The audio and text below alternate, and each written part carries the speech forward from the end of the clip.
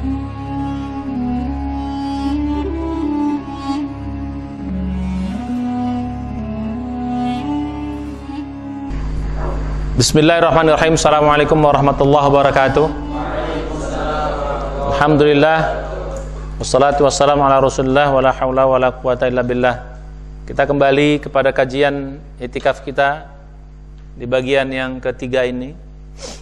Pada kesempatan ini kita akan bahas tentang teknisnya. Ini sekarang pada teknis ya. Jadi sebelumnya kita sudah bahas 2 kali pertemuan ya, tentang tujuan, terus tentang modalnya kita, apa yang bisa kita peroleh nanti kita dapat ketika kita berada dalam i'tikaf. Nah, sekarang kita lebih kepada teknis. Apa saja yang kita persiapkan untuk i'tikaf ini? Mesti ada persiapannya. Apa saja kita persiapkan? Ya, supaya i'tikafnya maksimal. Supaya kita nggak keluar dari masjid lagi. Ya, semua udah kita siapkan. Ya, jadi gitu. Apa persiapan? Nah, sekarang kita masuk kepada persiapan teknis sebelum i'tikaf. Persiapan teknisnya, yang pertama tentu saja kita membawa segala macam perlengkapan kehidupan kita di masjid ini. Dari rumah bawa kemari, perlengkapan. Ya, kita bawa pakaian, ya, pakaian luar, pakaian dalam, pakaian sholat. Ya, jangan sampai kita keluar masuk, bawa lagi gitu. Ya, tapi kalau memang terpaksa tidak bisa, ya apa boleh buat. Kita keluar untuk mengambil pakaian di rumah, ya kita tukar. Ya, kalau bisa kita bawa langsung semuanya sekaligus, sehingga kita tidak perlu pulang-pulang lagi, bagus. Ya, kalau ada sedikit rezeki nanti di sini, pakaiannya ya tinggal di laundry misalnya, kan lebih sedikit kita keluar uang, tapi kita tidak perlu keluar dari masjid. Perlu pakai laundry, tidak masalah.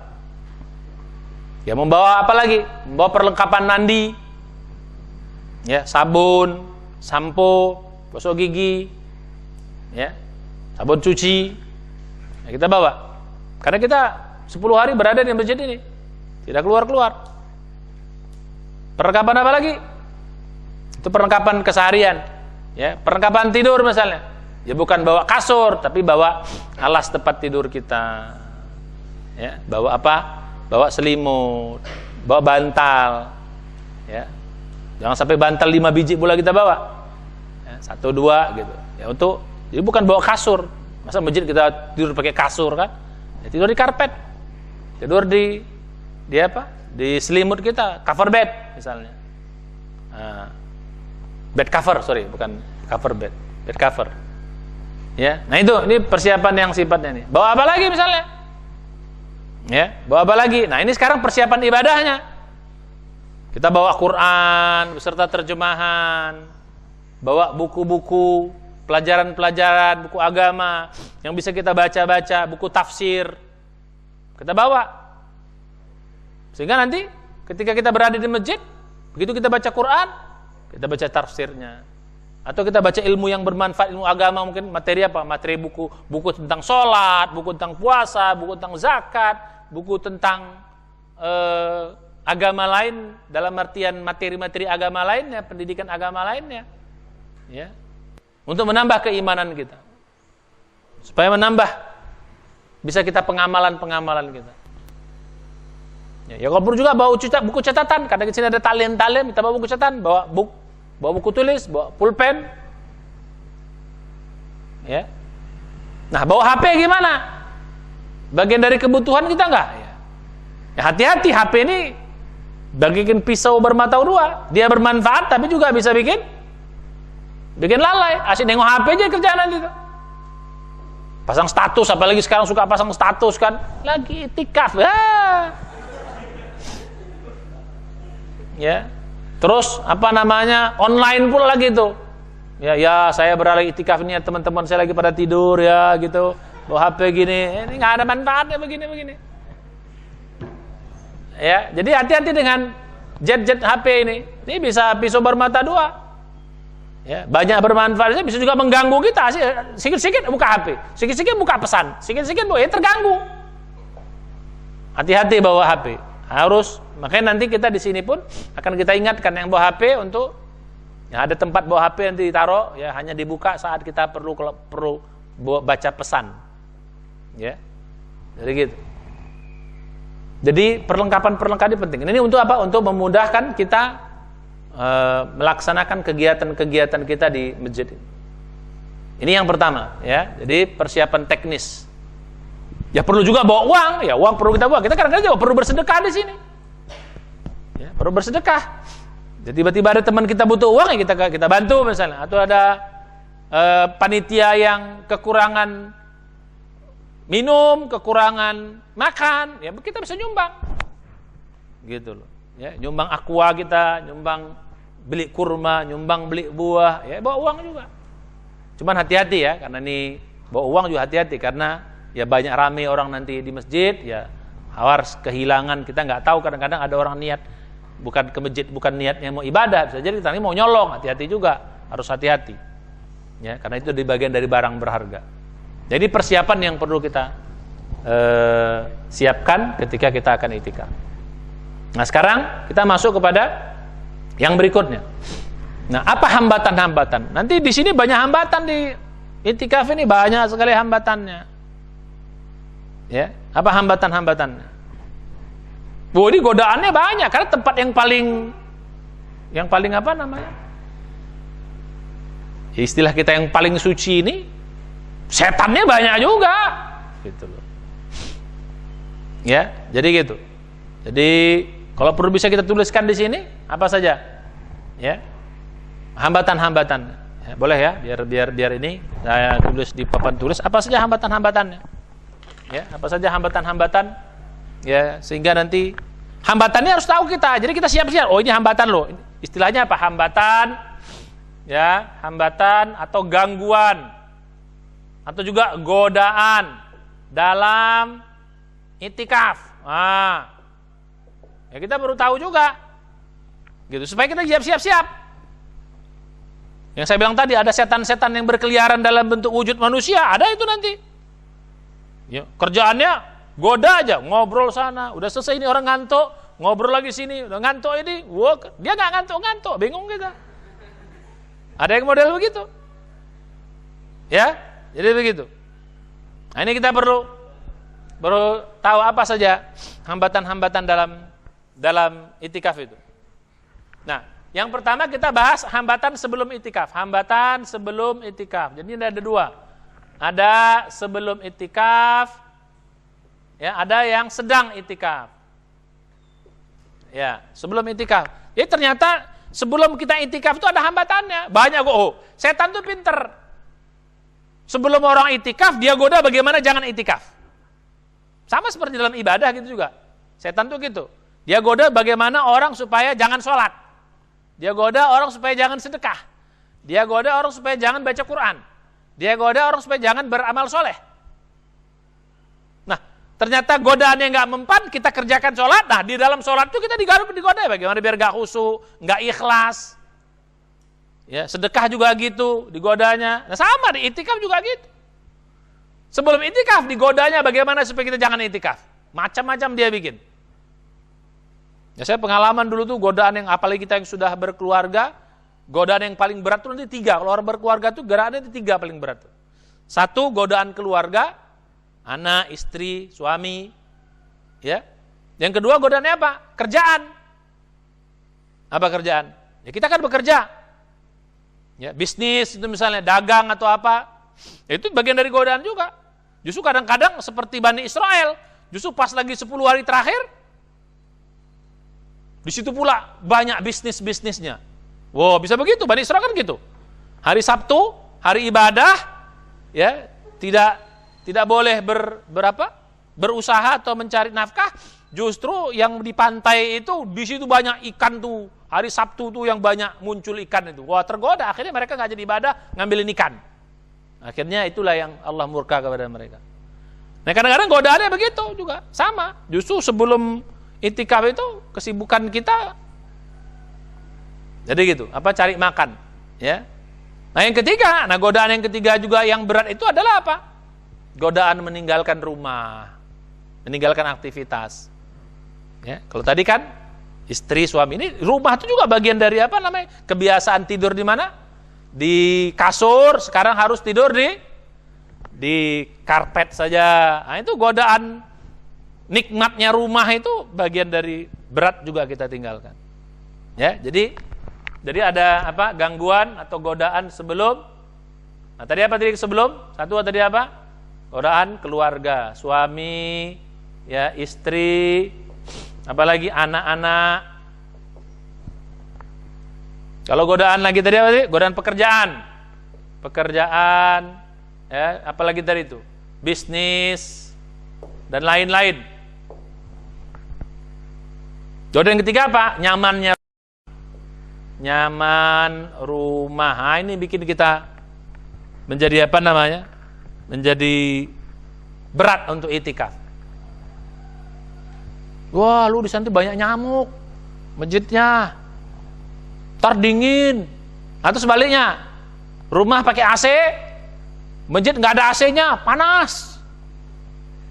Bisa begitu godaannya. Itu godaan apa?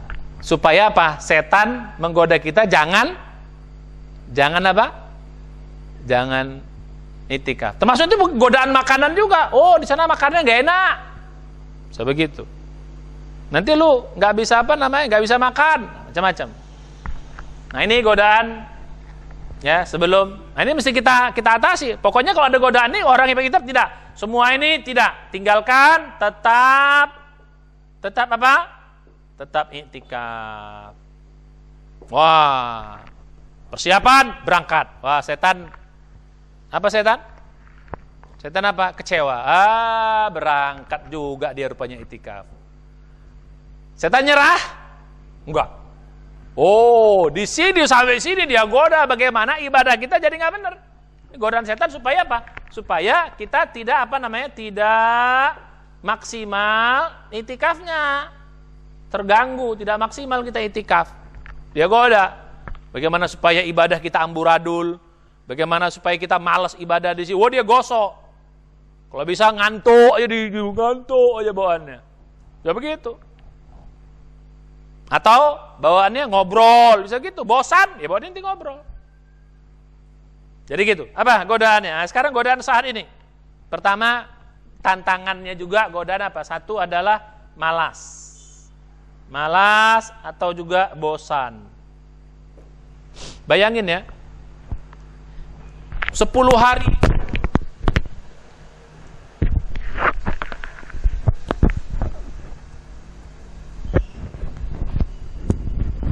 ya, 10 hari kita di sini, sholat lagi, ngaji lagi, terus apa lagi? Zikir, apa semua taklim, itu nanti bosan bawaannya, malas ya. Nah itu ya godaannya begitu, malas. Kenapa orang kalau di luar sana main jet-jet, main game, main apa, berjam-jam tahan, tapi kalau di masjid ibadah kenapa nggak tahan? Kenapa? Karena di sini setan nggak ikut ngaji, setan nggak ikut sholat, setan nggak ikut zikir, maka diganggunya kita. Tapi kalau di game, setan ikut main game, ya kan? Makanya kita nggak terganggu. Kenapa? Setan ikut main gitu. Ayo, seneng dia, jadi nggak diganggunya kita. Nah, di bioskop nyala matanya, baca Quran ngantuk, nonton TV nyala mata, begitu baca Quran ngantuk. Kenapa? Karena waktu saya baca Quran, setannya nggak ikut baca Quran. Jadi ngapain dia? Godain, gangguin kita. Jadi gitu, malas, bosan. Nah ini harus ada triknya nanti nih. Bagaimana cara kita mengatasi rasa bosan? Ada triknya nanti. Kita ajarkan berikutnya. Terus apa lagi misalnya? Yang berikutnya. Nah, biasanya godaannya kalau kita tidak punya malas begini, kita tidak punya apa namanya? Tidak punya program, tidak punya target. Ini tantangannya, godaan tidak punya target. Orang-orang yang nggak punya target, tergoda nanti itu. Makanya harus punya target nanti. Pakai target. Di sini target apa misalnya? Target khatam Quran beserta terjemahan. Harus begitu, harus ada target. Karena kalau nggak pakai target, nanti tergoda kita. Kalau ada target kan kita, enggak, aku belum selesai. Kita nggak mau jadi semangat terus, nggak bosan gitu loh. Karena ada target. Tapi kalau nggak ada target, Ngapain lagi ya? Ngapain lagi ya? Udah ngaji, udah zikir, udah ini, habis apa? Ya udah tidur aja lah. Kalau nggak tidur, ngobrol aja dah, gitu. Karena nggak ada target. Maka kita harus punya target. Ya, apalagi hambatan atau tantangan berikutnya lagi. Nah, ini. Nah, biasanya apa? Godaannya. Godaan tadi, makan dan tidur. Makan dan tidur. Makan di sini pengen banyak, tidur pun pengen banyak. Justru sebaliknya nanti itikaf itu kita ngurangi makan. Kenapa? Karena kalau banyak makan cenderungnya apa? Tidur. Makanya di sini program di pesantren kita ini, di masjid kita ini, kita kurangi makan. Separuh dari biasanya kita potong. Jadi kalau biasa nasinya segitu, separuhnya cuman. Ikannya gede, separuh. Gitu. Dikurangi semuanya.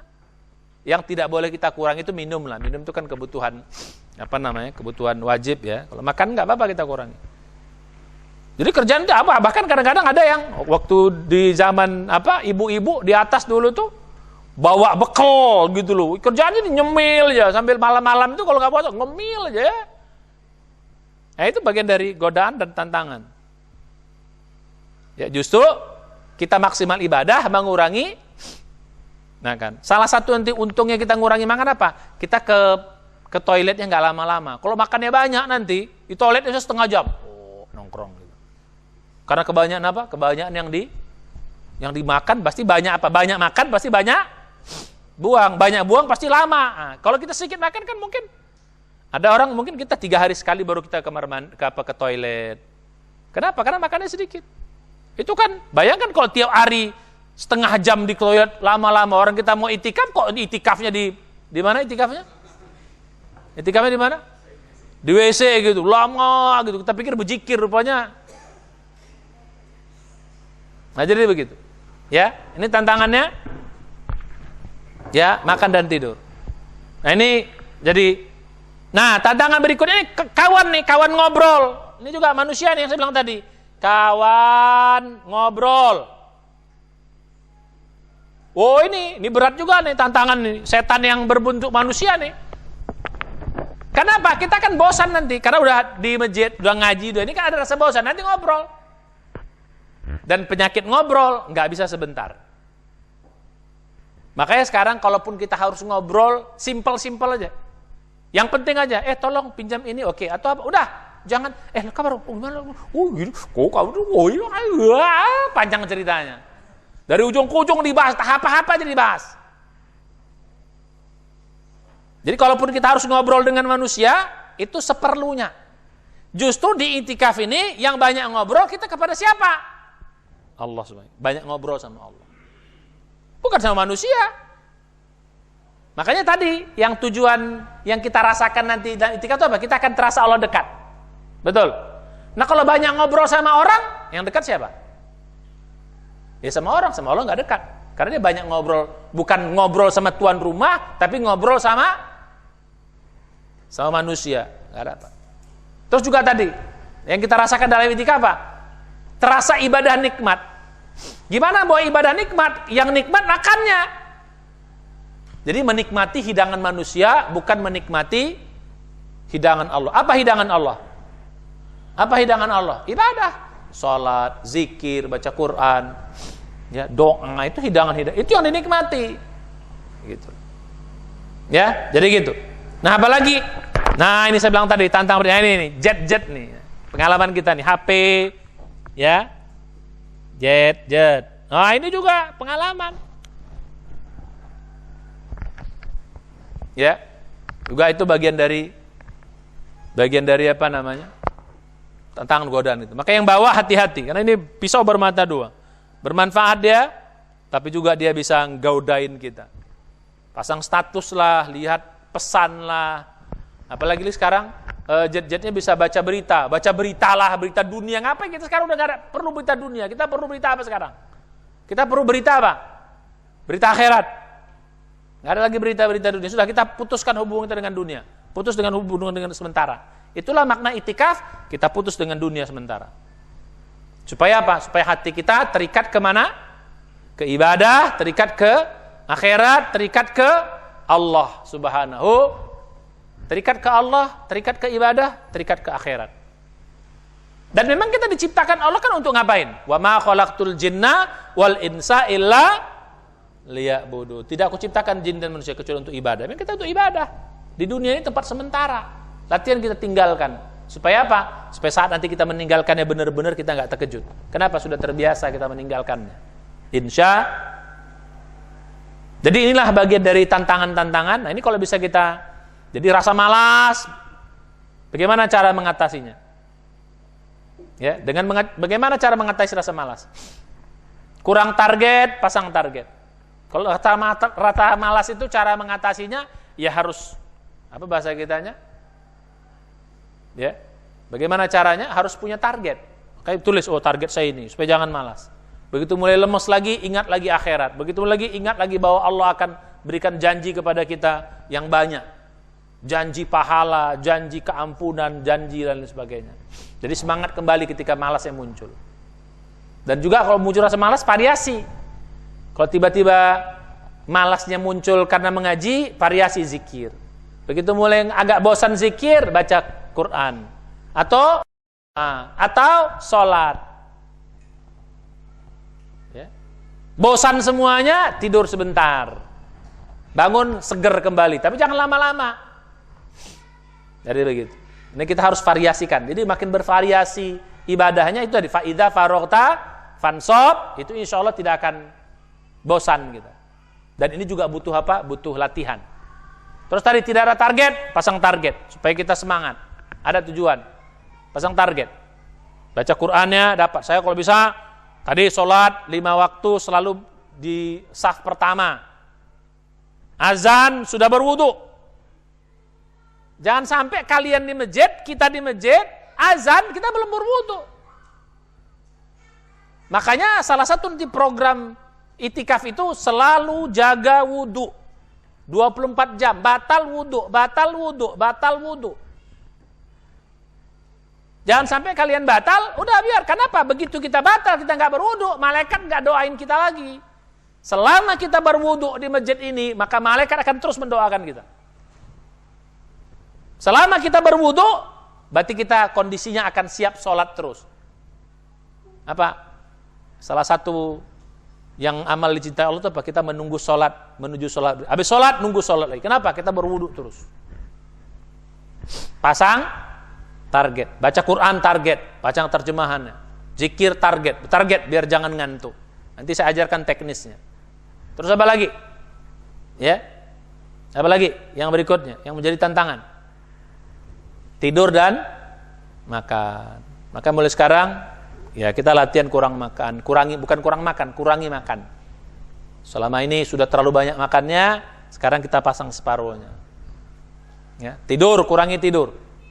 Jadi selama ini kita tidur misalnya 7 jam, ya kita kurang menjadi, ya nggak usah banyak-banyak lah kurangnya, jadi 6 jam.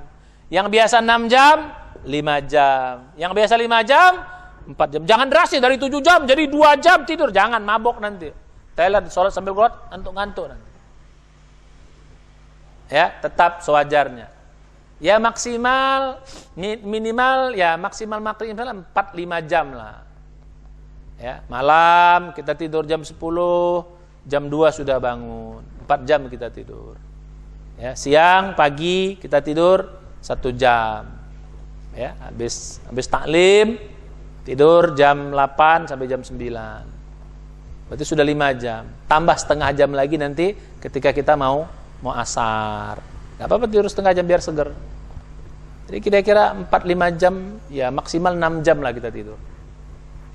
Oke, jadi ini. Nah kalau ini sudah kita lakukan, ini teknisnya. Insya Allah itikaf kita lebih maksimal. Nah sekarang apa program kita? Di itikaf itu programnya apa saja? Ya tadi sudah teknis. Sekarang apa yang kita kerjakan di Ramadan ini? Di itikaf ini apa yang kita kerjakan? Biar kita pasang target. Apa saja yang kita kerjakan? Ya, apa saja yang kita? Apa program itikaf itu? Program itikaf itu minimal ada 7. Program itikaf itu minimal ada 7. Satu apa? Program itikaf itu sholat tepat waktu berjamaah. Itu programnya. Program pertama, sholat tepat waktu berjamaah. Begitu azan, semua sudah kondisi berada di tempat sholat. Jadi usahakan begitu azan berkumandang, berarti 5 menit sebelum azan sudah duduk semua di tempat sholat. Maka nanti di masjid kita ini 15 menit sebelum azan pengumuman. Azan 15 menit lagi siap-siap. Berwudu lagi yang sudah batal. Ya, jadi 5 menit sebelum azan semua sudah berada di tempat sholat. Nah, ini program pertama. Program kedua, mengerjakan seluruh sholat-sholat sunat. Qobliyah, ba'diyah kalau ada ba'diyah, qiyamul lail, tarawih dulu, tarawih, tahajud, duha, suruk, awal duha, semua sholat-sholat sunat kita kerjakan.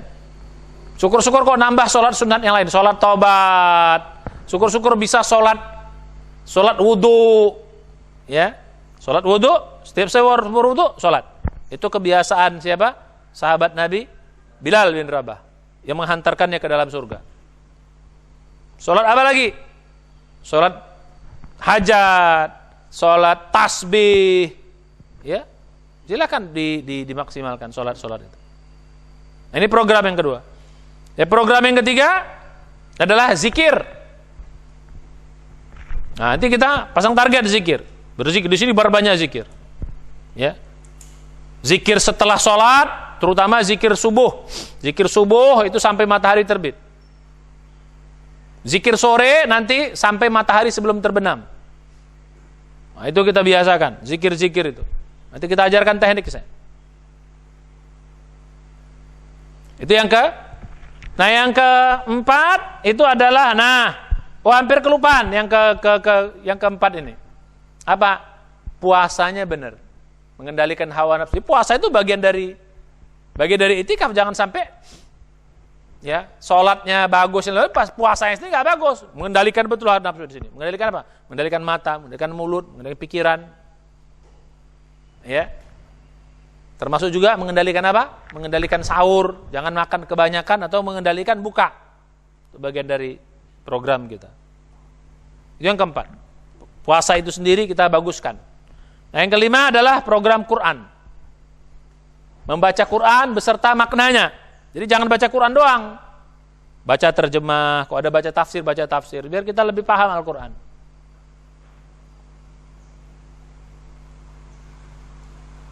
Ya. Yang keenam, programnya adalah apa? Programnya menambah ilmu agama. Nah, kita di sini ada pengakannya, di sini ada taklim juga. Ya, makanya juga baca-baca buku agama untuk menambah ilmu. Ya, jadi yang keenam, menambah ilmu agama. Ya. Yang terakhir adalah merenung plus doa. Merenung plus doa. Gitu. Wah, ini nanti materi khusus nih kita bahas. Merenung dan berdoa. Jadi doa itu jangan sekedar berdoa aja, merenung dan doa.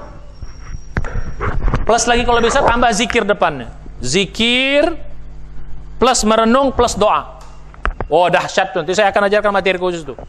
Ya, zikir, merenung plus doa. Itu bagian dari program yang sangat hebat kita lakukan di bulan atau di saat iktikaf. Renungkan hidup kita, habis itu doa. Renungkan keluarga kita, habis itu doa. Tambah zikir. Renungkan orang tua kita, banyak jasanya, habis itu doa buat orang tua. Renungkan hidup kita, mungkin banyak dosa, habis itu doa, istighfar, mohon ampun. Banyak nanti saya ajarkan tekniknya. Zikir, merenung, dan doa. Itu hampir satu paket. Nah, inilah programnya, ada 7 program ini. Nah, kita maksimalkan semua di sini. Insya Allah. Jadi kalau sudah tahu teknisnya, tahu programnya, tahu hambatannya, Tak bismillah insyaallah. Maka kita akan sukses nanti itikaf. Ini bikin kita itikaf kita jadi nikmat, asik, indah. Membuat kita akan pengen lagi tahun depan lagi akan kita berusaha, kita lazimkan, kita berusaha untuk bisa itikaf di tahun-tahun berikutnya. Nah ini pengantar, ya, pengantar kita bisa itikaf. Nah, ini menjadi bekal kita. Insya Allah udah begini, ada ilmu awal gini. Nah nanti pas lagi itikaf kita akan bahas lebih detail lagi. Mengapa harus takwa? Bagaimana sholat yang benar? Bagaimana zikir yang benar? Bagaimana baca Quran yang benar? Itu kita bahas di dalam itikaf ini. Yang tadi yang program nomor berapa? Nomor 6, bertambahnya ilmu. Nambah ilmu kita di sini. Bagaimana baca Quran yang benar? Memahami Quran yang benar. Bagaimana berzikir? Bagaimana sholat yang khusyuk? Bagaimana berdoa? Bagaimana merenung? Kita bahas insyaallah di sini. Kenapa harus takwa? Apa manfaat takwa? Apa yang bisa kita rasakan, yang kita dapat setelah kita menjadi orang takwa atau kita mencapai derajat takwa di dunia maupun di akhirat? Itu kita bahas semua. Itulah pentingnya itikaf. Semua kita dapat nanti insyaallah. Ada pertanyaan, bagaimana Ustadz? Bagaimana kalau ibu-ibu di rumah mungkin misalnya? Ibu-ibu itikafnya gimana? Yang nggak bisa ke masjid. Ya. Jadi ibu-ibu boleh itikaf, tapi dengan syarat apa? Satu, kalau punya suami ada izin suami. Syukur-syukur suaminya dibawa ikut itikaf. Nah, bagus lagi. Yang kedua, tidak ada kewajiban lagi di rumah, tidak punya anak kecil. Kalau kecil ya wajib ngurus di rumah. Ya, jangan ibunya itikaf di masjid, anaknya tinggal di rumah kecil-kecil. Wah, kacau rumah kita. Dan jangan pula itikaf ibunya, anaknya dibawa ke masjid juga, rame masjid kita nanti. Bukan jadi itikaf, jadi apa istilahnya? Jadi nggak tenang kan gitu. Jadi yang punya anak udah silakan. Karena itikaf buat orang dewasa, buat akil balik yang sudah dewasa. Anak-anak jangan, biar apa namanya? Biar masjid lebih tenang. Ini suasana itikaf terus tenang. Nah sekarang yang tidak bisa ke masjid, bagaimana itikafnya? Ya, nah ini ibu-ibu, ya, kaum muslimat yang pengen juga merasakan suasana itikaf, tapi tidak bisa ke masjid, ya kita bisa bikin suasana itikaf di rumah, walaupun namanya nggak itikaf, tapi suasana persis seperti apa? Seperti itikaf. Nah, jadi untuk ibu-ibu yang ini, ya, yang pengen merasakan suasana itikaf biar dapat Lailatul Qadar, nah, ambil suatu tempat di rumah, pojok mana gitu, pasang hijab. Jadikan itu tempat kita seperti mihrab kita sholat. Seperti mihrab sini, ya, berapa ini seperti mihrab sini? Kita, ya, tempat yang sempit, kita ambil sajadah misalnya, ya, sajadah, kita bentang, tempatnya sempit, hanya bisa muat ini, ya, di sini. Ya seperti ini, tempat sempit saja. Nanti kita bikin hijab.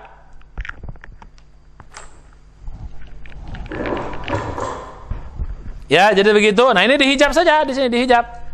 Dihijab biar kita orang nggak nengok kita. Ada anak kita lalu lalang kita nggak. Jadi kita bikin hijab di sini. Jadi kita di sini beribadah.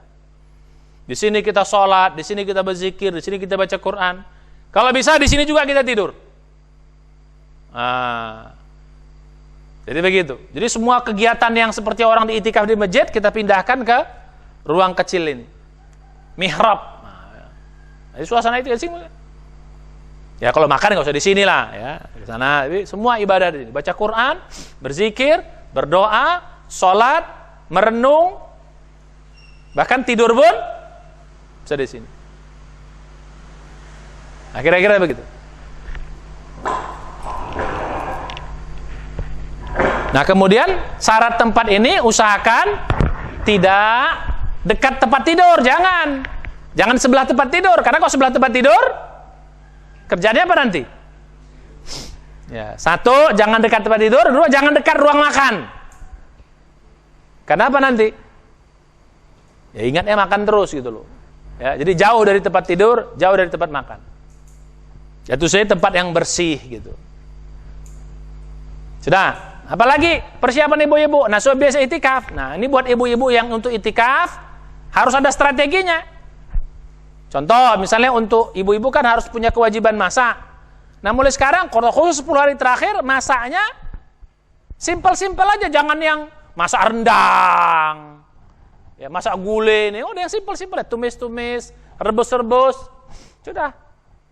Ya, ikannya ya goreng sedikit cepat doang. Jadi gak usah jadi makan yang sampai butuh waktu yang lama masaknya. Syukur-syukur sudah dibikin bahan, taruh di kulkas, tinggal angetin dikit, langsung bisa dimakan. Jadi jangan sampai kita bulan mau itikaf ini masaknya sampai 2 jam, 3 jam di dapur. Sayang waktunya. Kalau bisa setengah jam sudah selesai masak.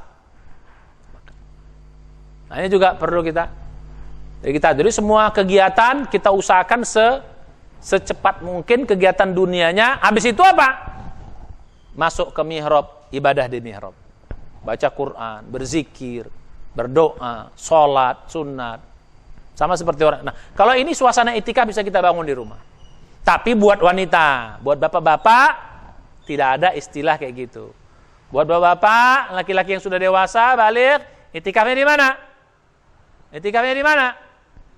Di masjid. Gak ada itikaf di rumah. Itu bukan itikaf namanya. Istrikaf nanti jadinya. Tahu istrikaf nggak? Ya, istri didekap maksudnya gitu. Jadi demikian. Nah, ya deh. Jadi ibu-ibu pun, para wanita bisa merasakan nikmatnya itikaf dengan buat tempat sendiri di rumah. Cari pojok mana, pasang hijab, pasang tabir, beribadahlah di situ. Insya Allah kalau ini kita akan terasakan nanti nikmatnya ibadah. Insya. Nah, jadi inilah sebagai pengantar itikaf. Jadi bermanfaat buat kita semuanya. Bermanfaat bagi kaum muslimat yang menyaksikan kajian ini. Dan harapan saya mudah-mudahan kita sebagai umat Islam yang ingin bertakwa, kita umat Islam ingin menjadi iman kita kuat, dekat dengan Allah, ibadah kita nikmat, latihanlah kita itikaf. Azamkan kita beritikaf. Mulai tahun ini, mulai malam ini, mulai Ramadan ini, kita azamkan kita beritikaf 10 hari. Lihat nanti akan Allah banyak kemudahan-kemudahan. Nah, yang terakhir pesan saya, ini khusus yang mau itikaf, ada yang kelupaan tadi dikit juga. Nah, bagi laki-laki yang sudah berkeluarga, mau itikaf, jangan lupa, siapkan juga bekal dari rumah. Jangan sampai suami, bapak itikaf di masjid, anak istrinya nggak makan, nggak boleh. Ya, siapkan. Ustadz, bagaimana kalau saya nggak punya rezeki yang disiapkan? Ya, bekerja dulu di luar, setelah dapat uang, kembali ke masjid. Nah, itu nanti kita bahasan khusus, ya, buat orang-orang khusus, ya, yang harus keluar untuk bekerja cari makan, karena dia tidak punya bekal untuk memberikan keluarganya. Itu diberi keringanan. Tapi bagi yang sudah punya bekal, punya harta simpanan yang cukup, tinggalkan di rumah buat keluarga, sudah tidak usah bekerja lagi, kembali ke masjid, datangi masjid, itikaf 10 hari, rasakan kehebatannya, rasakan kenikmatannya.